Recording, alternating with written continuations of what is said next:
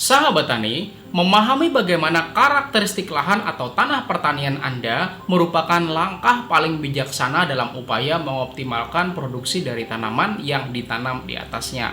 Memahami karakteristik di sini dengan cara kita tuh mengetahui bagaimana sifat fisik tanah, biologi tanah, hingga sifat kimia tanah. Dalam hal sifat kimia tanah, kita mengetahui bagaimana kandungan unsur hara pada tanah pertanian kita. Kemudian mengetahui berapa pH tanah atau disebut juga dengan tingkat keasaman tanah, hingga mengetahui apakah tanah tersebut memiliki kapasitas tukar kation yang baik. Video ini akan membahas tentang pembuatan alat sederhana yang kayak gini ya sahabat tani, untuk pengecekan kesuburan tanah sekaligus juga pengecekan dari kapasitas tukar kation tanah. Jadi tonton sampai habis ya, biar nggak salah bikin. Insya Allah bermanfaat. Kita intro dulu. BAM!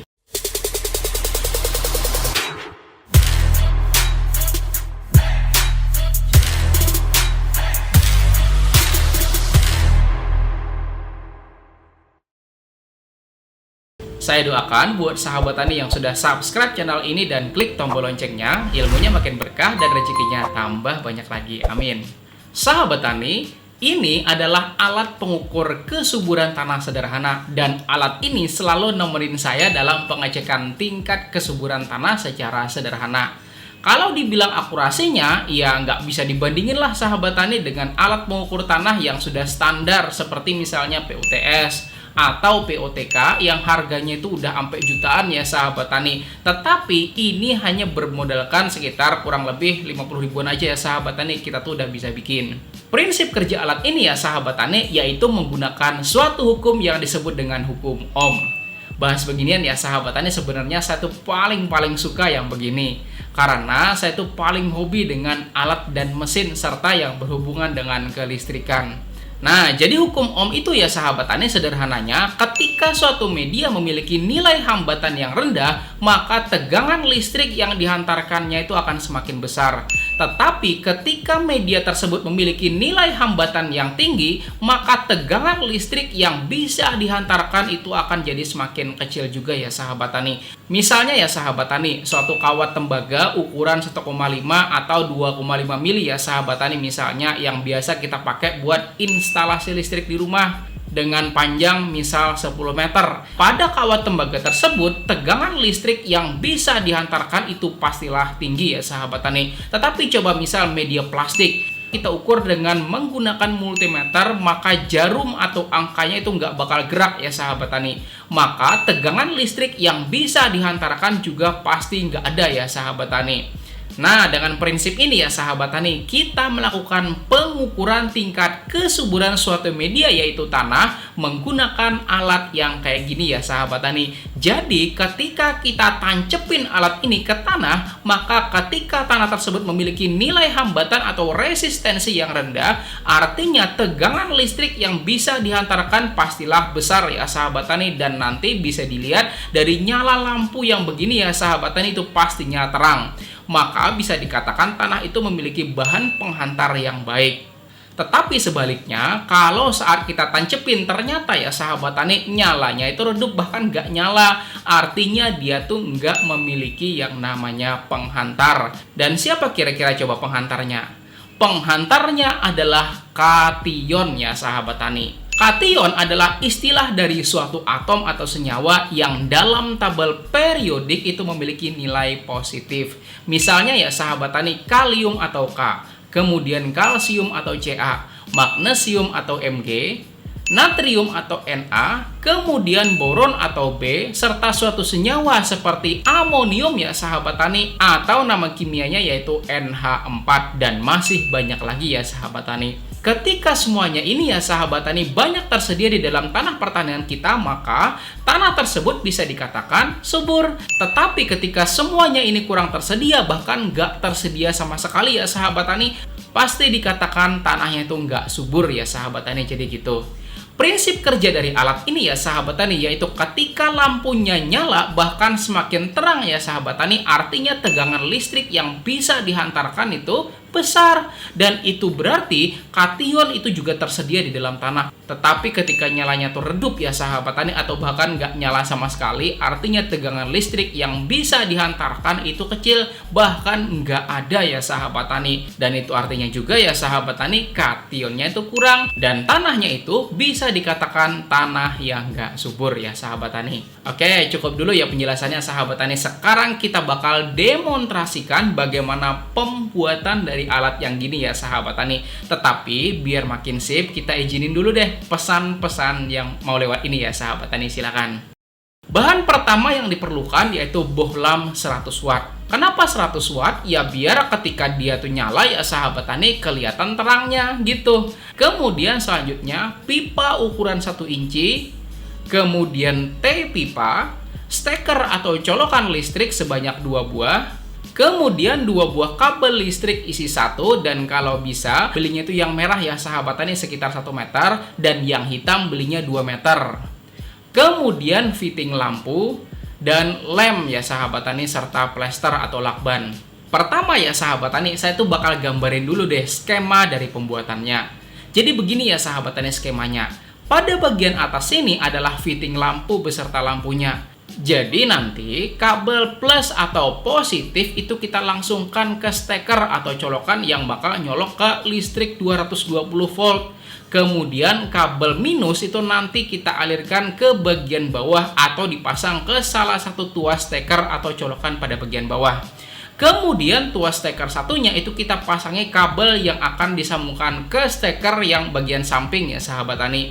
Jadi ceritanya listrik minusnya ini nggak disambungin atau diputus. Lalu ketika nanti kita tancapin pada tanah, ketika tanah tersebut memiliki hambatan yang rendah atau punya kation yang besar, maka pastinya lampunya itu bakal nyala terang ya sahabat tani. Tetapi ketika hambatannya tinggi atau dia tuh minim ya sahabat tani punya kation, artinya pasti ya sahabat tani lampunya itu nyalanya bakalan redup atau bahkan nggak nyala sama sekali. Ada satu hal yang perlu sahabat tani perhatikan di sini, yaitu jangan sampai Anda tuh salah memposisikan di mana yang plus dan mana yang minus ya sahabat tani. Karena kalau sampai salah ya sahabat tani, listrik plus misalnya atau positif itu dialirkan ke bagian bawah dan ditancapin ke tanah, maka bisa wassalam Anda ya sahabat tani bakal kesetrum. Ciri dari mana yang positif dan negatif yaitu dari fitting lampunya ya sahabat tani, dimana kalau fitting lampunya yang terhubung pada bagian tengah lampu itu artinya positif.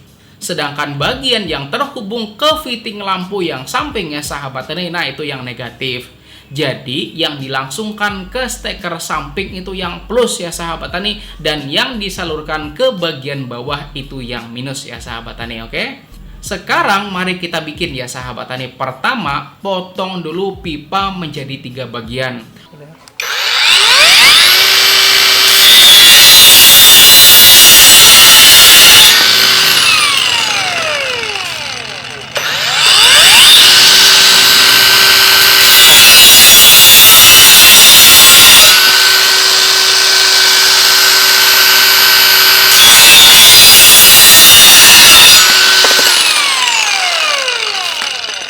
Untuk ukuran ya bebas aja ya sahabat tani, mau panjang ke samping boleh atau mau panjang ke bawah juga boleh, ya macam pentungan Pak Satpam perbankan gitu ya sahabat tani, kira-kira boleh kok. Dan kalau saya di sini ya sahabat tani, ya bagian atas tuh kira-kira 10 cm aja, kemudian yang bagian samping ini kira-kira 15 sentian, kemudian yang bagian bawah ini kira-kira 20 sentian ya sahabat tani. Selanjutnya kita bakal merakit fitting lampu dengan pipa bagian atas.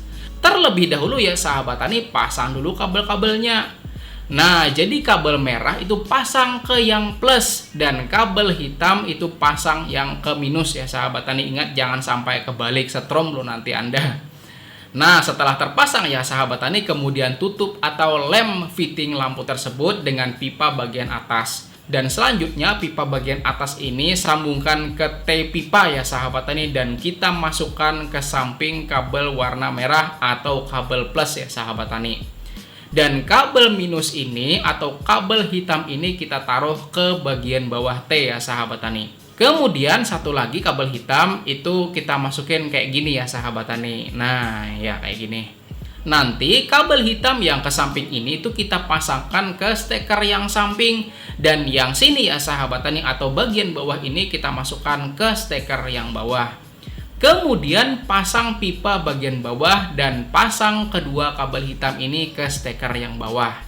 Setelah kedua kabel hitam itu terpasang, kemudian tinggal balut aja sahabat tani steker atau colokan ini dengan plester supaya colokan atau stekernya tuh nempel pada pipa ya sahabat tani, biar nggak gerak-gerak ketika nanti kita tancepin. Nah, bagian bawahnya udah ya sahabat tani kayak gini, oke? Sekarang bagian samping. Pasang dulu pipa bagian sampingnya sahabat tani, kemudian kabel hitam dan merah itu pasangkan ke steker yang samping. Dan terakhir tinggal taruh aja ya sahabat tani bohlam 100 wattnya pada fitting lampu yang udah kita bikin di bagian atas. Dan tara, jadilah alatnya sahabat tani, gampang kan bikinnya. Dan ini ya sahabat tani adalah cuplikan video kegiatan saya menggunakan alat pengukur kesuburan tanah sederhana ini. Silahkan ya sahabat tani.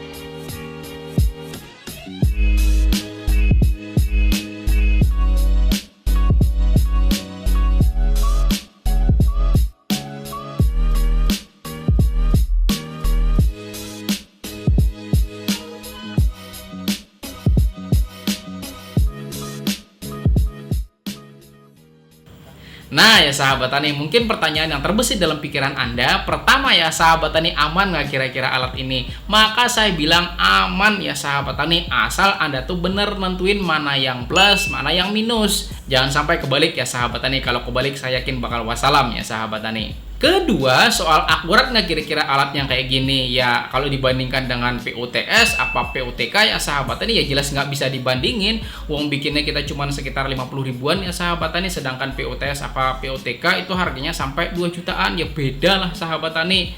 Ya yang murah-murah aja kan sahabat tani, nggak apa-apa kan? Pertanyaan ketiga mungkin kayak gini, ada tidak kira-kira cara supaya gampang dibawa kemana-mana? Maka jawabannya ada ya sahabat tani. Anda harus punya aki ya sahabat tani, dan punya yang namanya inverter. Inverter adalah alat yang mengubah tegangan DC 12 volt menjadi arus AC 220 volt. Jadi tinggal bawa aki dan inverter aja ya sahabat tani, maka nggak perlu pakai listrik yang di rumah lagi ya sahabat tani buat menggunakan alat yang kayak gini, oke? Kemudian yang keempat mungkin kayak gini, wah masih ribet nih, bisa nggak kira-kira pakai baterai? Ya jawabannya bisa aja sahabat tani, asal Anda tuh paham tentang elektronika. Jadi pakainya itu lampu LED ya sahabat tani, misal warna merah yang menandakan nggak subur, sedangkan yang hijau itu menandakan tanahnya subur gitu ya sahabat tani. Tapi kalau saya tuh ribet banget kayak gitu ya sahabat tani, karena mesti ngerangkai beberapa baterai untuk dapat voltase tertentu, dan pastinya tuh bakal ribet ya sahabat tani, oke? Kelima, cara simpelnya gimana kira-kira buat pengukuran alat kayak gini? Maka ambil aja ya sahabat tani tanah di kebun atau di sawah ya, kira-kira 1 kresek lah sahabat tani misal. Kemudian dibawa pulang dan ukurlah di rumah. Jadi cara pengukurannya itu Anda masukin ke dalam wadah dan ambil kira-kira 250 gram tanah itu, kemudian kasih air ya sahabat tani, ya kira-kira 100 sampai 150 cc lah kira-kira sahabat tani. Kemudian aduk tanahnya, lalu kita tancepin ya sahabat tani alat yang sudah kita buat. Kalau ternyata nyala, meskipun itu nggak terang ya sahabat tani, artinya tanah Anda itu masih tersedia aja unsur haranya. Apalagi sampai terang ya sahabat tani, bener nggak kira-kira? Oh ya sahabat tani, soal air nih. Air di sini itu gunanya biar membantu mempermudah pekerjaan.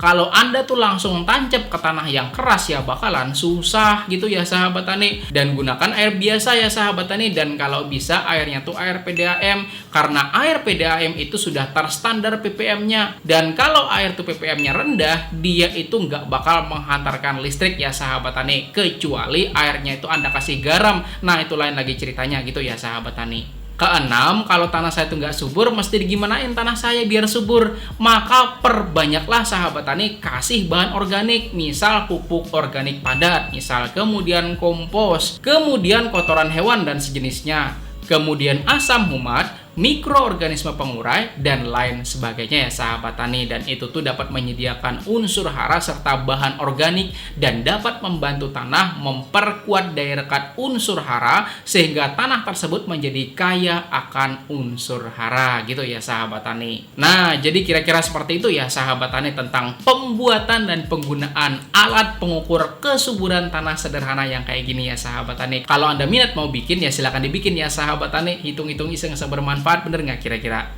Dan jika Anda ngerasa video ini pas untuk dibagikan, maka silahkan dibagikan atau di-share ya sahabat tani sebanyak-banyaknya. Mudah-mudahan manfaatnya bisa lebih besar lagi. Amin ya sahabat tani. Dan di bawah sini ada 2 video yang saya rekomendasikan untuk Anda pelajari. Insya Allah akan semakin membuat keilmuan Anda tambah banyak lagi. Tonton ya sahabat tani. Terima kasih sudah nonton sampai habis. Saya Rizal Ansar. Saya Rizal Ansar Saya Rizal Ansar dari channel Penyuluh Pertanian Lapangan. Wassalamualaikum warahmatullahi wabarakatuh.